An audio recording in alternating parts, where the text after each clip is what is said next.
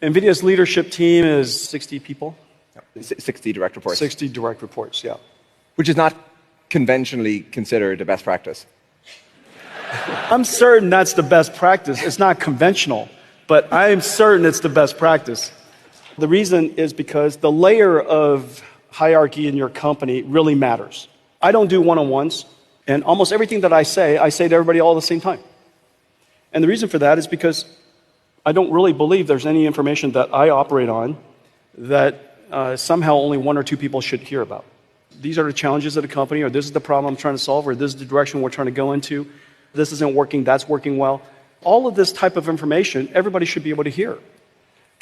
I love that everybody's working off of the same song sheet. I love that there is no privileged access to information. I love that we're able to all contribute to solving a problem. And when you have 60 people in a room, everybody heard the reasoning of the problem, everybody heard the reasoning of the solution, everybody heard everything. I believe that when you give everybody equal access to information, it empowers people. And so that's number one, empowering.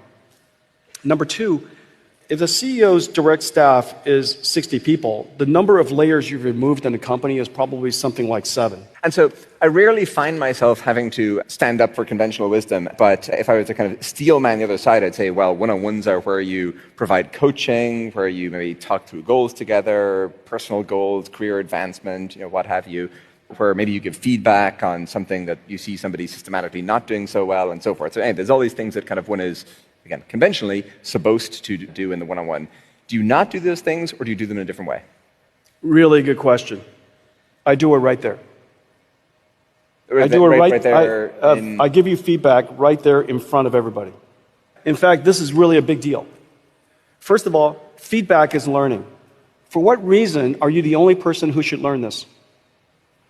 Now, you created the conditions because of some mistake that you made or silliness that you brought upon yourself. We should all learn from that opportunity.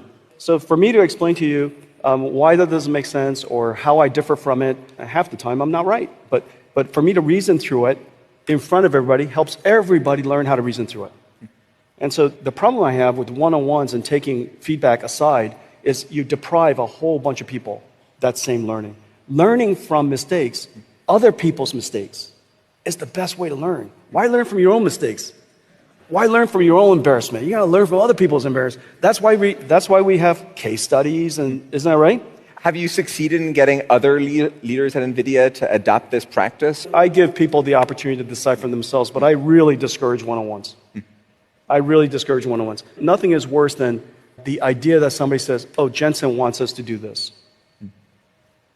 Why does that have to be said to anybody? Everybody should know.